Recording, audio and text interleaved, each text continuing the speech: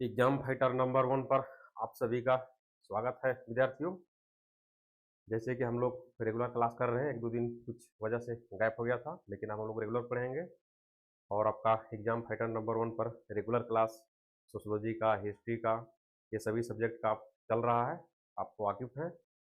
और आप जेट का एग्जाम आप जान ही रहे हैं कि बहुत लंबे समय के बाद आया है, आप लोग फॉर्म भी भर दिए होंगे। तो चलिए हम लोग क्लास को कंटिन्यू कर रहे हैं और सोशोलॉजी का, हिस्ट्री का, बहुत सारे सब्जेक्ट का क्लास एग्जाम फाइटर नंबर 1 पे चल रहा है। आप एग्जाम फाइटर नंबर 1 ऐप को डाउनलोड करके आप देख सकते हैं कि कौन कौन क्लास चल रहा है। तो चलिए हम लोग सीधे चलते हैं क्लास के ऊपर।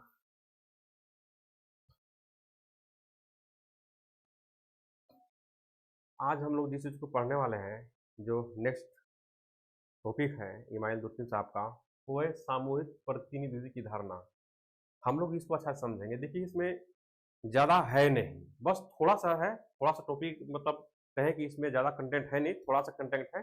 आप इसको बस समझ गए वही काफ़ी है। तो सामूहिक प्रतिनिधित्व की धारणा। अब सामूहिक प्रतिनिधित्व की धारणा होता है क्या है? जैसे आप इसको वर्ड में ही समझ सकते हैं कि सामूहिक बोल रहा है, सामूहिक प्रतिनिधित्व। आपको प्रतिनिधित्व एक सुना सुनाया वर्ड लग रहा होगा, आप सोच रहे होंगे कि प्रतिनिधित्व क्या चीज का है? प्रतिनिधित्व। तो हम लोग थोड़ा सा पहले समझते हैं, फिर यहाँ पे समझते हैं। देखिए, सामूहिक प्रतिनिधित्व यानी आप सोसाइटी में देखते हैं कि एक समाज में कुछ ऐसे विचारधाराएं, भावनाएं, कुछ ऐसी चीजें होते हैं जो समाज के सभी लोग के द्वारा मान्य होता है, और उस विचारधारा को, उस भावना को समाज के जो हर पर्सन है, हर व्यक्ति है, उसको महत्व देता है। वही है सामूहिक प्रतिनिधित्व। यानी समाज में जैसे आप ले लीजिए, जैसे राष्ट्रीय झंडा की बात करें, तो जिस सोसाइटी में आप जाएंगे तो वहां पाएंगे कि सबका विचारधारा एक जैसा होगा। धार्मिक पुस्तक की बात करें तो उसमें देखेंगे कि धार्मिक पुस्तक के प्रति सभी की विचारधारा एक जैसा। तो जैसे लोकमत है, जनमत है, परंपरा है, या बहुत सारे समाज में ऐसे चीजें हैं कि उसमें मतलब एक जैसे लोगों की विचारधारा पाया जाता है। उसी को दूरदर्शन साहब बोलते हैं सामूहिक प्रतिनिधित्व की धारणा। यानी समाज में एक विचारधारा, एक भावना को ज्यादा महत्व है, ज्यादा लोग उसको रिस्पेक्ट करते हैं, ज्यादा उसको तवज्जो देते हैं, वही है सामूहिक प्रतिनिधित्व। इसको और हम लोग बोर्ड पर अच्छा समझेंगे। इसको टॉपिक थोड़ा छोटा है, ज्यादा कुछ है नहीं, आप बातों बातों में समझ जाएंगे। चलिए बोर्ड पे ही समझते हैं। आप लोग बोर्ड पे ध्यान लगाए रखेंगे, देखेंगे।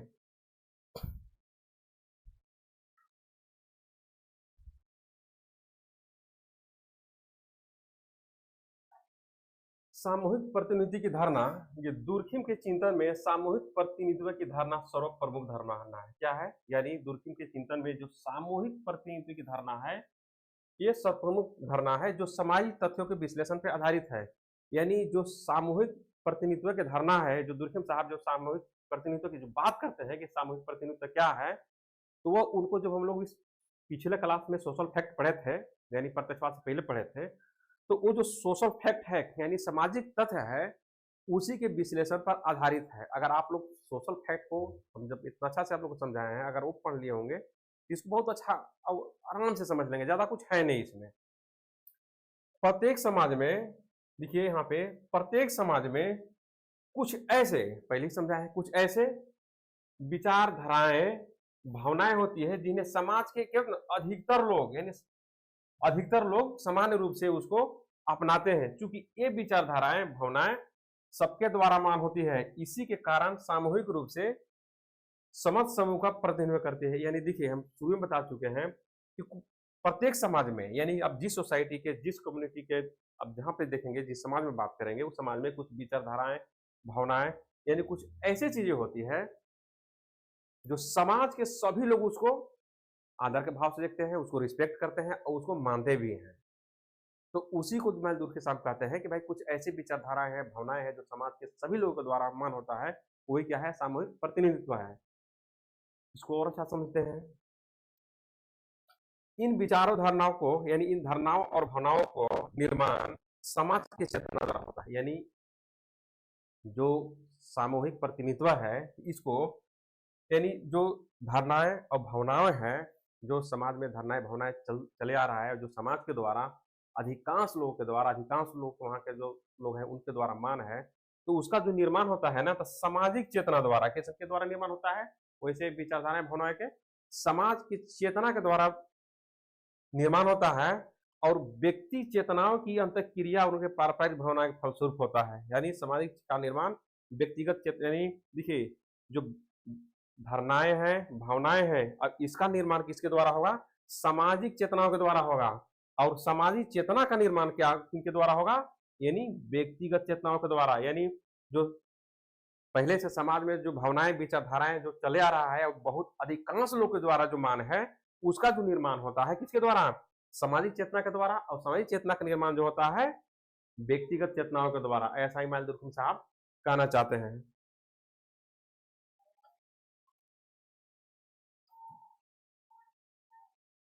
देखेंगे यहाँ विचारधाराएं और भावनाएं उत्पन्न होती है, उसका संपर्क किसी व्यक्ति विशेष की विचारधारणाओं और भावनाओं से नहीं होता है। यही कारण है कि उन्हें सामूहिक प्रतिनिधित्व का नाम दिया गया है। अब यहाँ पे थोड़ा समझेंगे, थोड़ा सा एकदम कि देखिए कुछ ऐसे विचारधाराएं या भावनाएं हैं जो व्यक्ति विशेष का नहीं है कि नहीं, सोसाइटी में एक व्यक्ति है उसी को तवाजा देगा या उस व्यक्ति का वो विचारधारा भावनाएं द्वारा सिर्फ मान है, यानी उसका कहें कि उस पर अधिपत्य है, ऐसा नहीं है। समाज के सभी लोग द्वारा, यानी किसी एक व्यक्ति विशेष के यहाँ बात नहीं रहे हो रहा है, यानी समाज के सभी लोगों के द्वारा बात हो रहा है कि कुछ विचारधारा भावनाओं का सम्मान करना या उसको अपनाना ही सामूहिक प्रतिनिधित्व है। देखते हैं इस धारणाओं को निम्नलिखित धाराओं से और भी स्पष्ट रूप से समझा जा सकता है। देखिए आपको समझने के लिए और थोड़ा सा स्पष्ट रूप से हम लोग समझते हैं कि प्रत्येक समाज में समानता और भिन्नता दोनों पाई जाती है। सच है कि व्यक्तिगत भिन्नताएं होती है, परंतु इस विभिन्नताओं के होते हुए भी सामाजिक प्राणी में कुछ समान विचारधाराएं भावनाएं होती है। देखिए समाज में समानता है तो भिन्नता भी है। आप जानते हैं, अगर आप समाजशास्त्री विद्यार्थी तो आपको अच्छा से वाकिफ होंगे कि समाज में समानताएं हैं तो भिन्नताएं भी है, समाज में सहयोग है तो संघर्ष भी है। लेकिन देखिए समाज में आप देखेंगे, जैसे आप पूछेंगे कि सर भिन्नताएं किस प्रकार के है, देखिए एक सोसाइटी है, आप जिस कम्युनिटी में रहते हैं, जिस सोसाइटी से बिलोंग करते हैं, आप वहाँ को उदाहरण लीजिए। मान लीजिए कि आप एक विलेज में रहते हैं, गांव में रहते हैं, वहाँ पर आप ही के लोग, आप ही की बिरादरी के लोग, सभी लोग हैं, ठीक है। लेकिन उसी में कितना संघर्ष होता है, किसी में लड़ाई हो गया, झगड़ा हो गया, या किसी में किसी प्रकार आपसी बेमंस है, शतरंज है, यानी एक व्यक्तित्व विचारधारा एक दूसरे से नहीं मिलता है। ठीक है, यहाँ तक तो सही है, लेकिन कुछ ऐसे उसी में विचारधाराएं भावनाएं होता है जो उसको सभी के लोग उसको तवज्जो देते हैं, सभी को लोग मानते हैं, चाहे आपका व्यक्तिगत किसी से बने या ना बने, या आप किसी को रिस्पेक्ट करें या ना करें।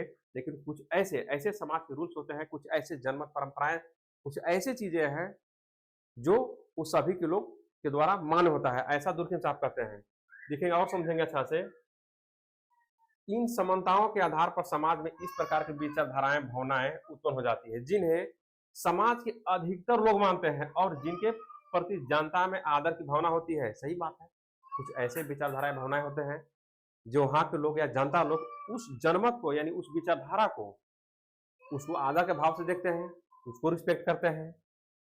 सामाजिक अंतक्रियाओं के दौरान में या व्यक्तिगत चेतना के पारस्परिक प्रभाव के फलस्वरूप समान विचारधाराएं, भावनाएं, धारणाएं उत्तरोत्तर स्पष्टता या सामाजिक जीवन में जड़ पकड़ती जाती है और अंत में सामाजिक प्रतीकों, यानी देखेंगे सामाजिक प्रतीकों के रूप में विकसित हो जाती है। यहाँ पे समझिएगा कि यानी कुछ ऐसे विचारधाराएं यानी भावनाएं हैं जो बहुत लंबे अरसे समय से कहे कि बहुत समय से चलते आ रहा है, और वह एक समाज के एक प्रतीक के रूप में एस्टेब्लिश अपने आप को हो जाता है, और समाज के लोग उसको, सभी लोग एक विचारधारा और एक भावनाओं से देखते हैं।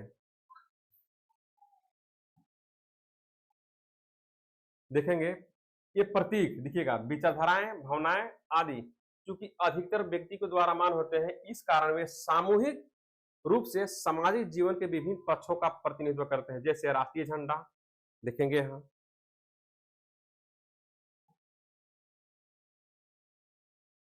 राष्ट्रीय झंडा हमारे राजनीतिक जीवन का प्रतीक है, धार्मिक पुस्तक हमारे धार्मिक जीवन के प्रतीक है, और नेतागण सामूहिक रूप से जनता की भावनाओं के प्रतीक होते हैं। दुर्खिम ने इन्हें सामूहिक प्रतिनिधित्व का नाम दिया है। देखेंगे हमको पहले समझाए थे, जैसे देखिए प्रत्येक विचारधारा या भावनाएं आदि चूंकि अधिकतर व्यक्ति को लोगों द्वारा, अधिकांश लोगों के द्वारा, मोस्ट ऑफ द पीपल को लोगों द्वारा मान होता है, और इसी कारण वे सामूहिक प्रतिनिधित्व करते हैं सामूहिक प्रतिनिधित्व, उनको इमाम दुर्खिम साहब ने कहा है। देखेंगे जैसे राष्ट्रीय झंडा, अब राष्ट्रीय झंडा आपको राष्ट्रीय झंडा की बात करेंगे तो राष्ट्रीय झंडा के प्रति आपका विचार कैसा होगा, यानी आपका जैसा होगा अगला का भी होगा, सभी को उसी प्रकार का होगा। आप एक भावनाओं में यानी देश की भावनाओं से देखेंगे, राष्ट्रीय भावनाओं से देखेंगे उसको, उसी प्रकार बोल रहे हैं कि धार्मिक पुस्तक हमारे धार्मिक जीवन के प्रतीक है। यानी आप जिस रिलीजन से मानते हैं, जिस भी कम्युनिटी से जिस रिलीजन से मानते हैं, उसमें आप एक पुस्तक उदाहरण लीजिए,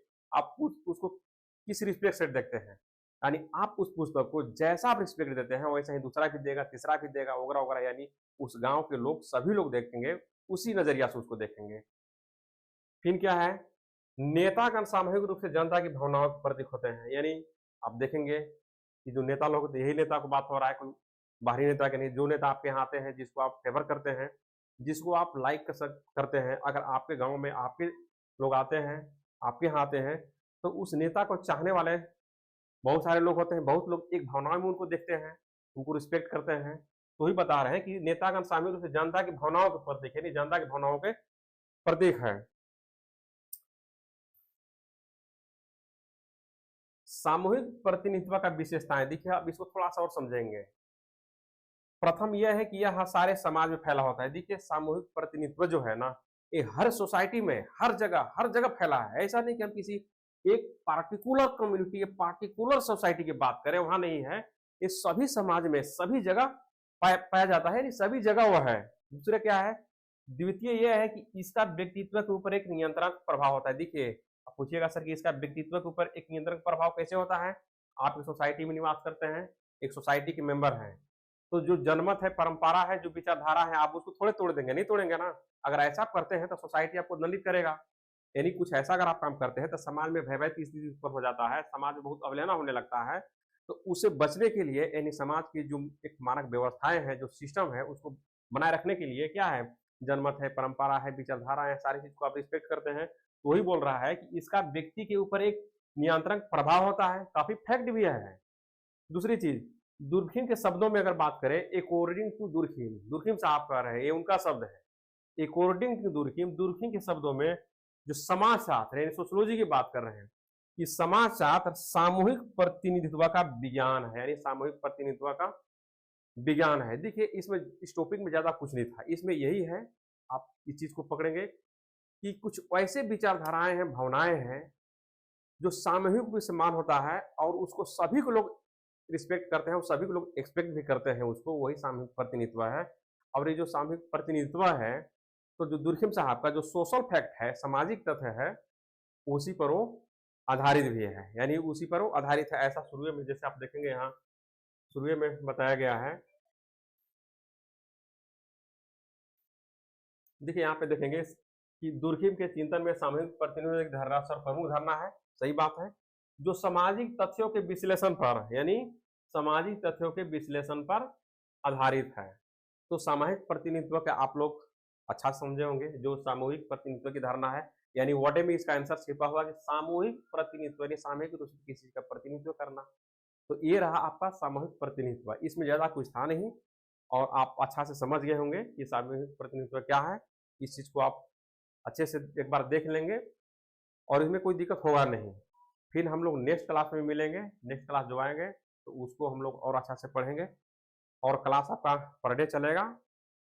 फिर ये जब इमाम दुर्खिम साहब का हम लोग खत्म कर लेंगे, शायद 3-4 दिन और चले, इसके बाद खत्म हो जाएगा, तो हम लोग फिर एक सीरीज शुरू करेंगे, उसमें जो कमियां हैं उसको उसमें दूर करेंगे। ऐसे आप लेक्चर में बने रहिए और जेट का फॉर्म आप लोग भर ही देंगे या भरिए, अभी भी डेट है, डेट बढ़ने वाला भी है, और हमारे साथ एकदम बने रहिए तैयारी में, ताकि आपको कोई दिक्कत ना हो। देखिए आपको इस प्लेटफॉर्म पे एग्जाम फाइटर नंबर 1 पे एक उच्च क्वालिटी की तैयारी कराया जाएगा। अभी आप बने रहिए, फिर आप देखेंगे कि हाँ किस प्रकार का तैयारी हो रहा है, किस प्रकार की सीरीज हम लोग लेके आने वाले हैं। सोशियोलॉजी का, हिस्ट्री का और फर्स्ट पेपर का, ये सारे क्लास चल रहा है। आप प्ले स्टोर में जाइए और एग्जाम फाइटर नंबर 1 ऐप को डाउनलोड करिए और उसमें खुद आपको सबको देखे दिख जाएगा कि कौन कौन सा कोर्स चल रहा है। तो चलिए फिर हम लोग नेक्स्ट क्लास में मिलते हैं, बस, थैंक्स।